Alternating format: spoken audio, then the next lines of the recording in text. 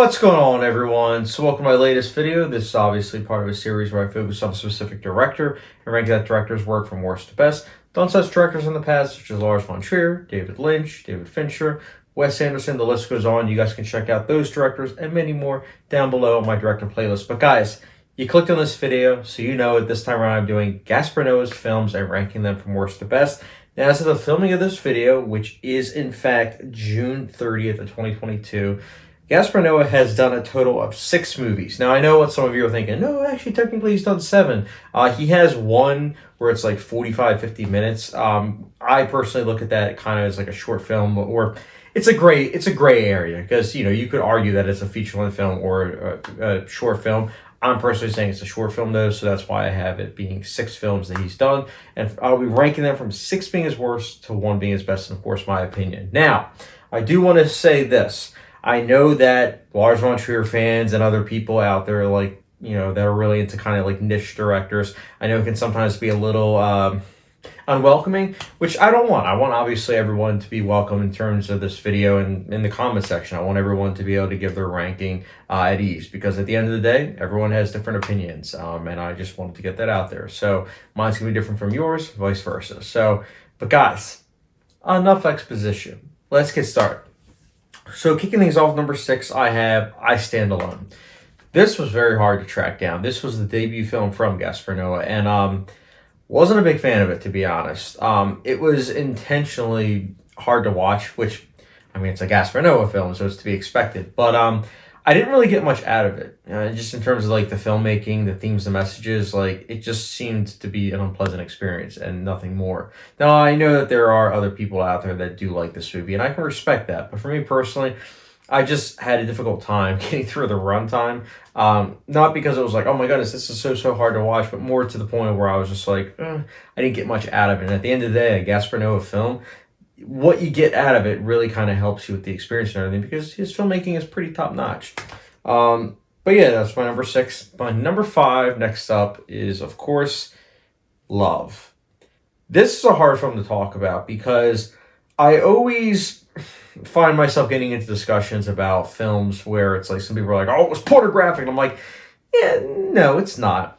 But I can't lie. Love is probably the closest movie I've seen to where if someone said it was a pornographic film, I'd say, I mean, it's pretty close. Because Gaspar Noé's style is where he wants there to be a lot of improv. He wants things to feel very realistic. And because of that, you don't really feel like you're watching actors, you know, just going about their everyday life. You feel as though you're watching actors having a lot of sex. Oh, and also, can't forget abuse. It's a movie that I wanted to like, but I couldn't really get into it. I liked it a bit more than I Stand Alone, I think because the long takes, the sex scenes were interesting, for sure. But it's a movie that really, at the end of the day, I felt empty about. I know that the message of the movie is obviously saying about how, like, you know, love is something that can be, you know, hurting to both parties involved with the relationship, and how at the same time, you know, we're all damaged goods. But at the end of the day, again, I didn't really get too much out of it, and even that message didn't really resonate with me. But yeah, Love, I'll be giving it my number 5 slot. So yeah, next up, my number 4 is Vortex. This is the latest Gaspar Noé film, and it is 2 hours and 22 minutes, and I can't lie, you definitely feel the length. This is a movie that easily could have been 100 minutes. A lot of scenes just kind of felt as though they were dragging on and on and on. And I get it. It's supposed to feel like a naturalistic slice of life approach of these two, you know, individuals that are elderly. And on that front, I get what they were going for. And I also understand, you know, in terms of the cinematography, how that's very symbolic. And I did love the cinematography. And I loved what they did with that, from the color, the lighting, to obviously the aspect ratios. Those were all interesting. I just think the overall execution could have been a bit more tight. And especially when it came to the themes and messages, I feel like they should have cut the movie off about 10 minutes before the movie ended, because it would have been even more potent. And I would have given it a much higher rating had that occurred. But alas, here we are. It just kind of meandered onwards, and it was like, felt kind of indifferent towards the end. But overall, it's an okay movie, and that's why it's my number 4. Next up, my number 3 is Enter the Void. So this one I know a lot of people love, and I know a lot of people oftentimes have this as their number 1. For me, it's a 2 hour and 40 minute movie that was a struggle to get through, but it's one of those movies where, in retrospect, I do greatly appreciate a lot of what it was going for. The movie, as someone that's never, tripping, so to speak, on LSD, it gave me a feeling as if, like, okay, this is what it must be like to be on LSD, just kind of like, floating, above the ceiling and everything and seeing it from like that point of view, like the subconscious and everything.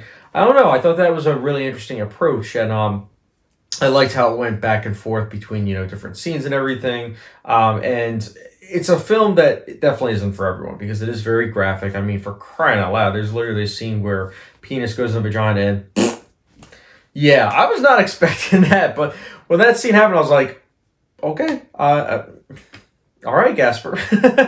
But I don't know. Like, I definitely understand why a lot of people have this as their number one. But for me, it just was lacking that rewatchability value that maybe when I rewatch it, maybe I'll like it more. But I don't know. I haven't really had the urge to give it a second chance. But as it stands, I still respect it. And that's why it's my number three. Next up, my number two is Irreversible. Very difficult movie to watch for sure, but stellar filmmaking. Interesting way that this movie is structured. The nonlinear storytelling is really good. The sound mixing, which is utilizing a dog pitch to essentially make it so that way you as viewers are having a difficult time listening to it because it's supposed to kind of garner a feeling of nauseation. Considering all that, this movie does its job very well. It makes you feel kind of sick to your stomach, and it's a very, very difficult thing to watch. But it is rewarding. It's a very tight movie. Like, I think it's only like 98 minutes, but it's very tightly paced. Not a movie that I can see myself revisiting many more times. Like, I only saw it the one time, but it sticks in there. Definitely stuck in there for me. But I liked it, and that's why it's my number two. Next up, my number one. Probably already guessed already, but my number one is Climax. So Climax, I liked. I liked quite a bit. I still need to buy it on Blu-ray, but I liked it quite a bit. I liked the dance choreography, loved the cinematography, the utilization of a lot of long takes. The performances felt pretty naturalistic, which makes sense given the fact that the script was heavily improvised. In fact, the script I think was only like 8 pages. It was more like an outline. So it turned out really well. Like, it's a very well-made film. It's great to look at. Soundtrack's really good. It's hard to watch, especially as the movie progresses and it gets pretty bonkers by the end. But I think what makes this the best of the lot is the fact that I can definitely see myself revisiting this. I've already seen it twice, and I can definitely see myself watching the third time. And the reason why I'm saying this is because it has so much going for it. It's one of those movies that you can just put on at any point in time, I feel like, and just really kind of let it wash over you. Really, really well done film. And that's why Climax is personally my number one. So after talking about the ranking list, I usually like to talk about the director and if I'm a fan of his or not. So Gaspar Noé. So Gaspar Noé is one of those directors where when I'm watching his movies, I feel like I'm not really that invested, and I kind of fade in and out in terms of my interest level. But then in retrospect, I kind of think about his movies, like certain ones, I should say, not all of them, but certain ones, and it just kind of, it marinates pretty well. That was definitely the case with, in terms of Climax.